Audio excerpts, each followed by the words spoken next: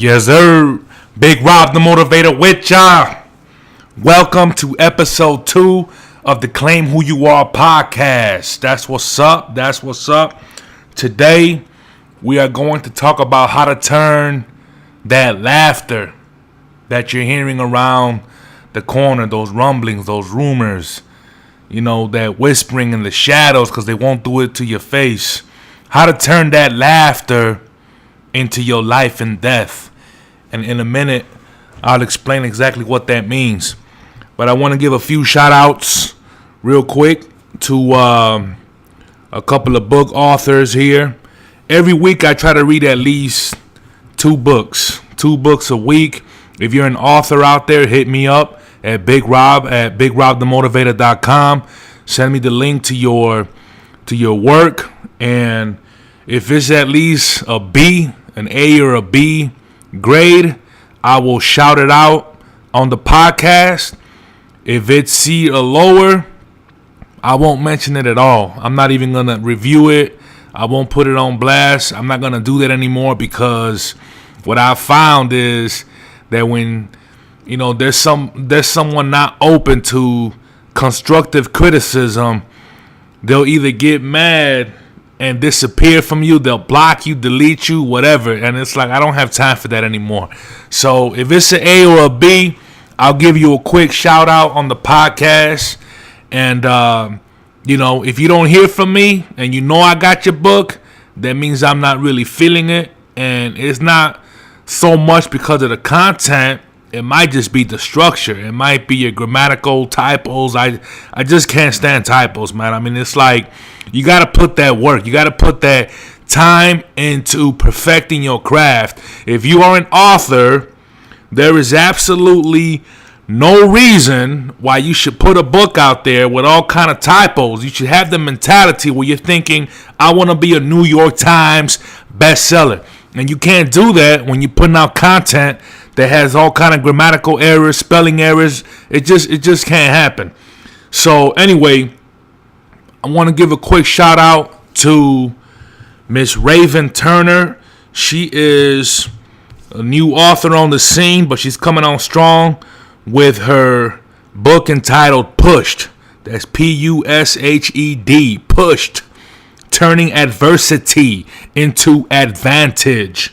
She talks about how adversity, affected her in her life with her, if she had a few failed pursuits and exactly what she did to overcome those. I mean, it's really compelling reading. I love the content. I love the structure. If you are a paperback geek like I am, you are going to absolutely love how this book is put together. It's thick too. I love thick books. We got about 225 plus pages of just straight up goodness. It's good, and I recommend it. So go check that out. That's Miss Raven Turner. So go find her on Facebook, in the interwebs somewhere. Also, big shout out to my coach, man. This dude right here, he's one of the heavy hitters on the Eric Thomas team. You know him as E.T. Mr. Kendall Ficklin is who I'm shouting out right now. And he's got this book out called Your Work Has to Match Your Want. The Guide to Getting Everything You Want. A lot of times we have that want, we have that desire, we have that need, we have that goal, that dream. And guess what? Our work isn't exactly matching that dream. It's not exactly matching that bar. So when you set that bar, make sure that every time you get up in the morning, and please get up in the morning. Everyone getting up after 10:30, 11 o'clock, you're late. That's the afternoon already. In grind world, that's the afternoon. That's evening. In grind world, I need you to get up bright and early and pursue your want with maximum effort, maximum work. So that's what's up. Mr. Kendall Ficklin, Your Work Has to Match Your Want. And check him out on the interwebs as well. He's got this explosive group called Grindation. If you don't know anything about that, look him up. He's a one-on-one coach And again, he's one of the heavy hitters for ET in them. You already know ET.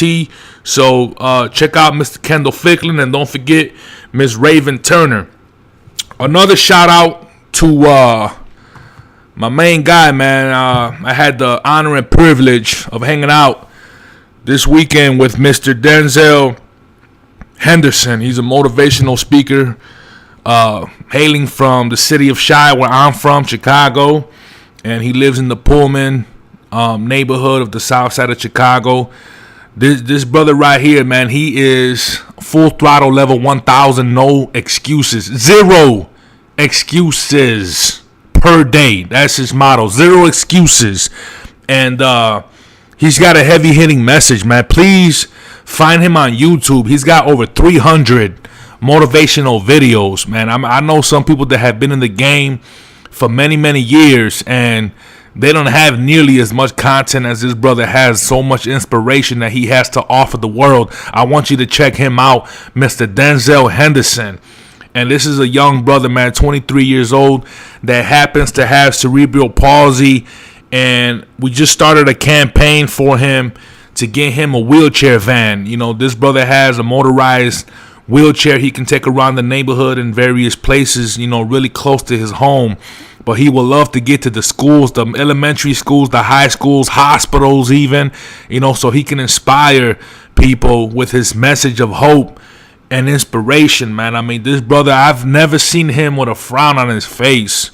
You know, he's in his wheelchair smiling. I mean, I know people that are cruising around in a Mercedes with a frown on their face. You know, it's like running marathons, frown on their face. Walking to the park, frown on their face. This brother is like, you know, he wheels around in his wheelchair with a big old smile because he understands his purpose. You know what I'm saying? He understands that when he gets up in the morning, man, when he wakes up and he's ready for the day, he understands that he has a purpose in this life. When you're walking around with a frown on your face, when you're walking around all sourpuss, that means you don't understand the purpose in your life. That means that you're lacking something that you need to find quick, because your clock is ticking, man. You're acting like you got an immortal amount of time to figure out what's going on, and you don't. You need to figure it out quick. I mean, meditate, do whatever you need to do to get it right, to find out what your purpose is. This brother, you know, he just, I mean, he lights up the room, man. I mean, it's like, it's something I can't even explain to you. You know, I hung out with him for a little bit this weekend. We had a good old time, and we put the GoFundMe together so we can get him this wheelchair van. And they're really expensive. I'm looking on here, you know, on Google, some of these prices for these vans. We're talking about 35, 40, 45 grand for some of these, you know. And on the low end, the 30,000 plus, those are used. So you can just imagine. So I want you to go to GoFundMe and look up Denzel's Super Wheelchair Van. Or you could look me up, Big Rob the Motivator, Rob Ruiz, ROBRUIZ, and look up that campaign. It's going to be GoFundMe.com/Super Wheelchair Van. Man, even if you could give just $2, $1, if 50,000 people just give $1, we're good. And we're doing it for this young brother, man. You know, it's like he never asked me to do this for him.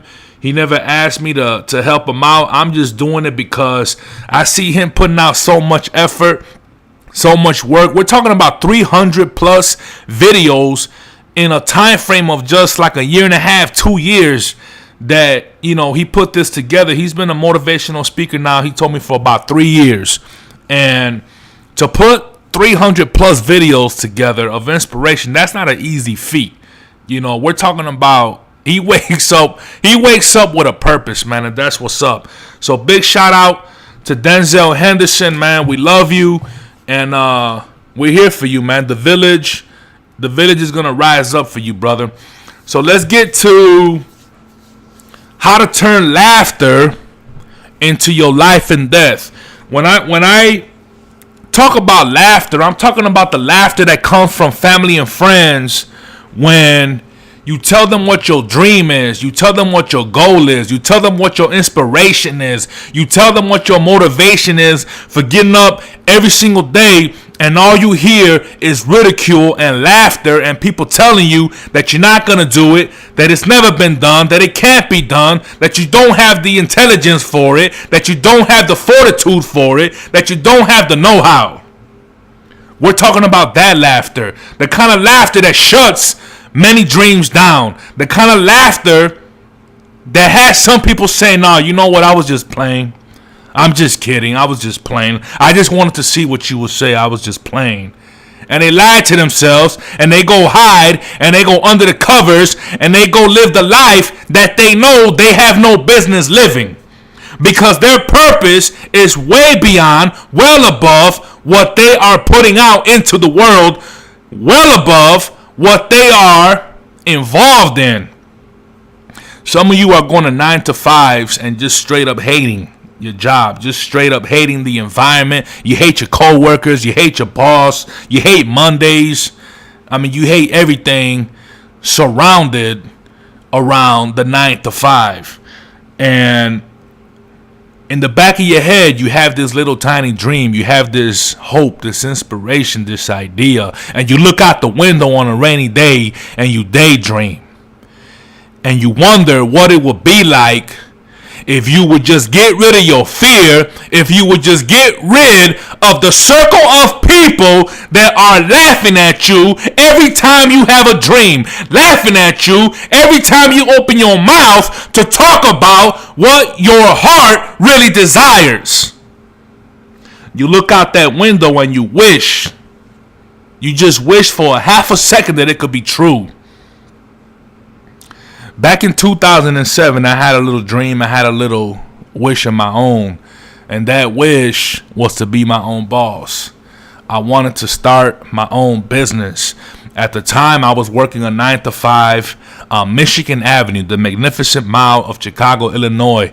I was working the Mag Mile for a condominium complex as pretty much a door opener. I was a door opener for a living. You know, I was at the front desk. Well, not even at the front desk. I was at the door. The front desk was behind me. I was at the door, and my job was to open that door on time without skipping a beat for millionaires and billionaires. It was Delaware and Michigan. Look it up. If you don't know the area, look that area up.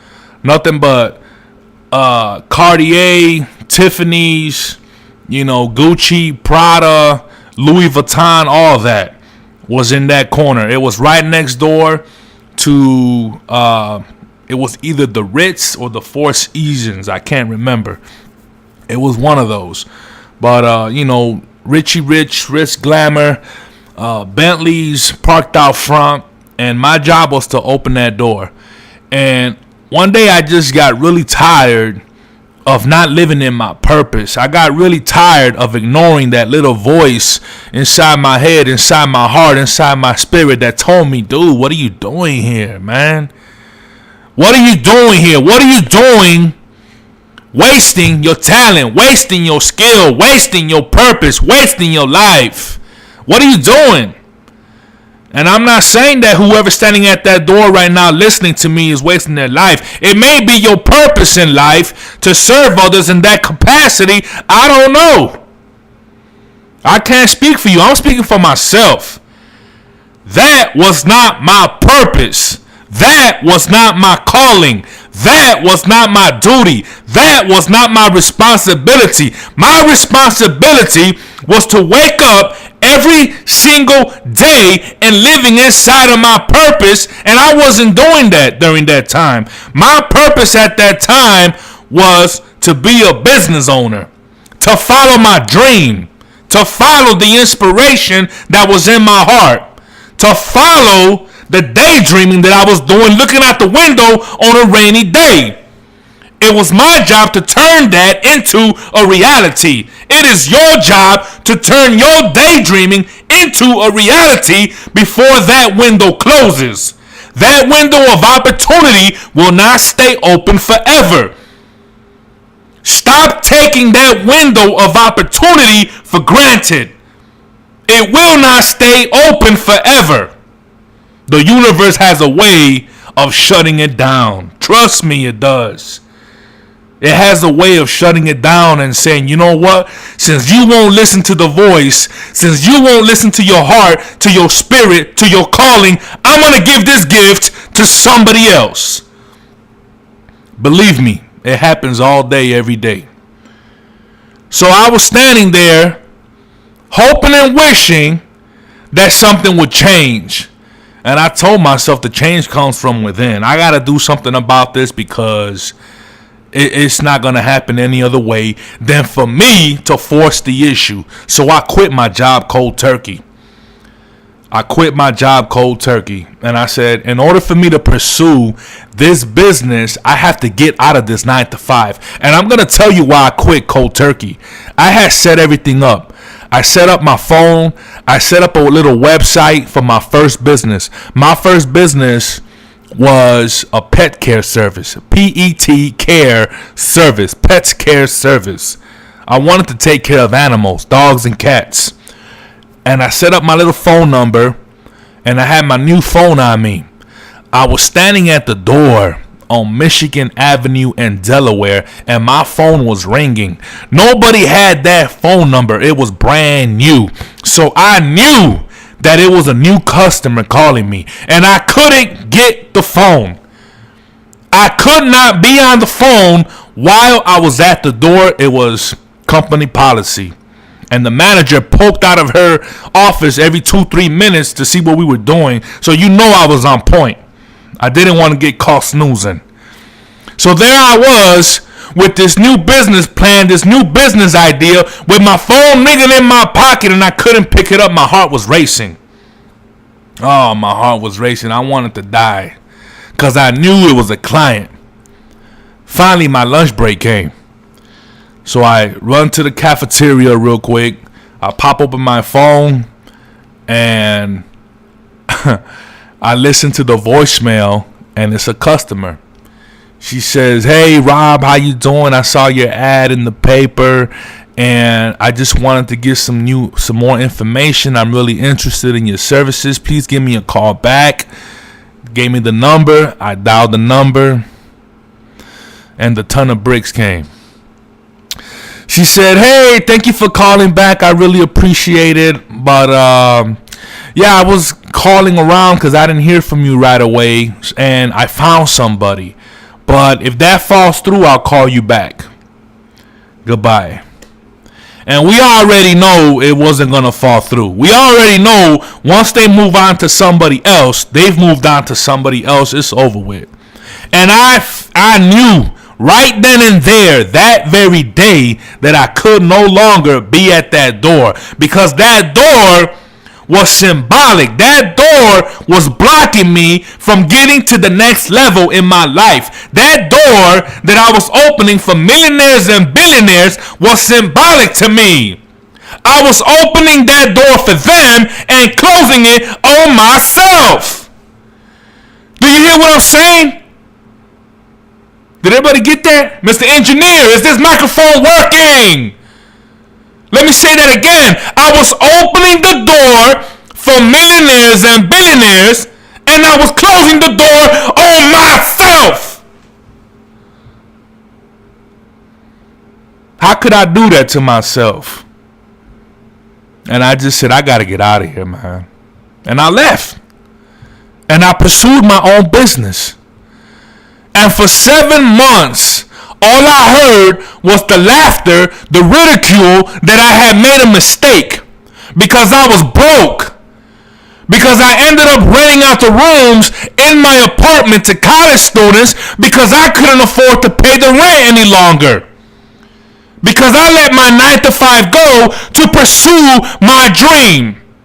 I began to sleep on the floor because I gave up my bedroom. There were times I would look inside my fridge and it was empty. I was eating honey buns for dinner. What are you willing to sacrifice in order to stop the laughter in your life? What are you willing to sacrifice in order to stop daydreaming and looking out that window? What are you willing to sacrifice in order to open up the doors for yourself? I got used to those honey buns, though. I'm going to tell you right now.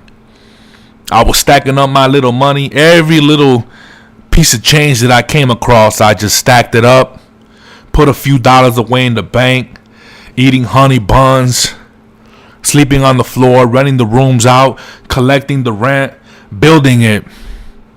I was building that little nest egg because I knew that I needed it for marketing. I knew that I needed it for a bike. I needed to get to these clients. And I went door to door every single day with my little flyers looking for new customers. It was 3 months, 4 months, 5 months, 6 months, 7 months.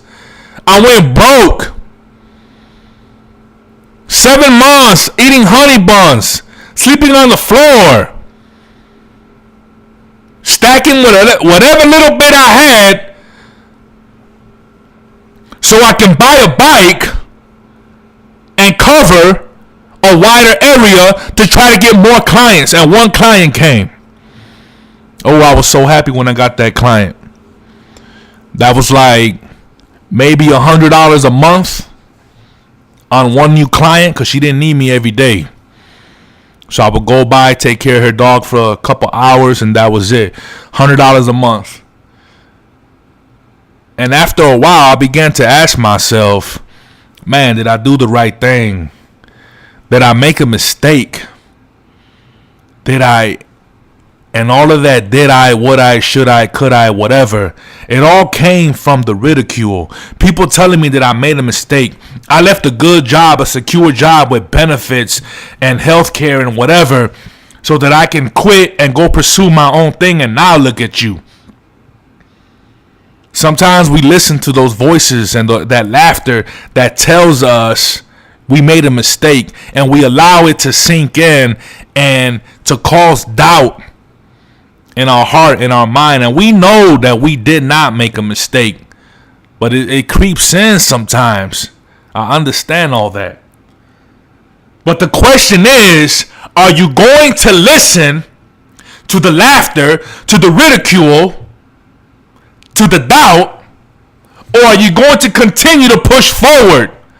Because I'm telling you right now, that laughter will not stop. You can be a millionaire with new ideas and still hear laughter. So you have to ask yourself, is the circle of friends, the circle of family that I engulf myself into on a daily basis, is this circle good for me? Please ask yourself that. Is the circle that I am in right now good for me? Period. Keep it real simple. Is it good for me? If the answer is no, then please get out of it. And I'm talking about relationships too. I'm talking about the people closest to you. I'm talking about siblings, cousins, aunts and uncles, friends you've had for 20 years. If they are holding you back, if you are being stopped, if you are being crushed by their spirit, if it's stopping you from getting to that next level, you already know what you have to do. You don't need a podcast to tell you that you need to get out of that situation. You don't know. You already know that. What I need you to do is wake up one day and use that laughter as fuel. I need you to get out of the bed and use the doubt that people have in you as fuel. Because it will always be there. Trust me, it will always be there. Because you're going to have new circles. You're going to meet new people. You're going to be involved with new endeavors. And everywhere you go, there will be people that doubt you. And I'm talking about people that have known you for a long time or just met you. It doesn't matter. They will doubt you. Why? Because they're projecting their own fear, their own doubt, their own limitations. They're projecting all of their defaults on you.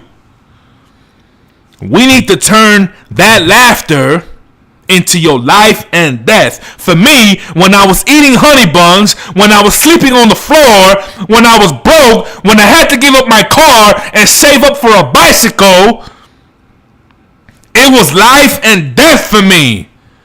Because I had to answer, right, to my family and show them I didn't do this for nothing. I didn't give up what I had for nothing. So I got up every single day early. And I got on my bike and I went downtown. I went into the neighborhoods and I passed out my flyers. I got that one client. Then that one became 3, then 5, then 10, then 20, then 50. Then I got enough money to buy out a competitor. Then I had 10 employees under me. Do you hear what I'm saying? Because I stayed the course. Because I turned that laughter into my life and death. Eventually, I had a baby. My daughter, Josephine, with my wife, Sydney.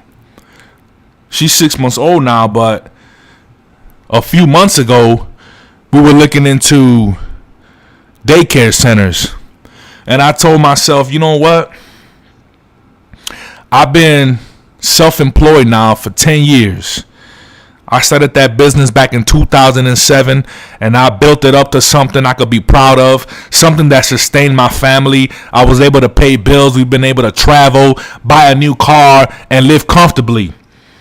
And I told myself, that business is solid enough to be sold so that I don't have to have my daughter raised by a stranger at a daycare center. I'm going to sell that business. I'm going to take that money and I'm going to become daddy daycare. And that's what I did.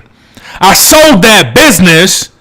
This moment in time was 10 years in the making. Do you hear what I'm saying? The honey buns, sleeping on the floor, the humiliation that I went through was for this moment in time so that I could be home with my daughter. You gotta put yourself through the fire, man. Cause 10 years down the road, you're gonna find yourself in a place where you can say, now I understand why I suffered through that fire. Y'all got me choked up.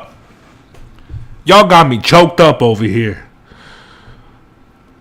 I went through all that for this moment in time. And it was worth it. If I had to do it again so I could be here today taking care of my daughter at home myself, I would do it again. I'll sleep on 1,000,000 floors. I'll eat 1,000,000 honey buns. I would do anything for that little girl. Anything. I would do it all over again. So I need you to understand that. All that doubt, all that ridicule, all that laughter, it means absolutely nothing right now. Nothing. Because I'm in a position right now where I call the shots. And you need to be in a position someday where you call your own shots. Even if that means at the 9 to 5. I'm not talking about being your own boss. I'm talking about living in your purpose.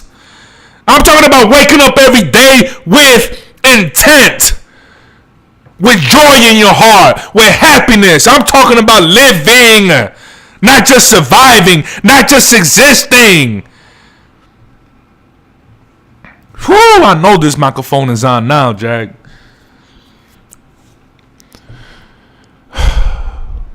This is Big Rob the Motivator. Please join me for episode number 3. I love y'all, man. Peace out.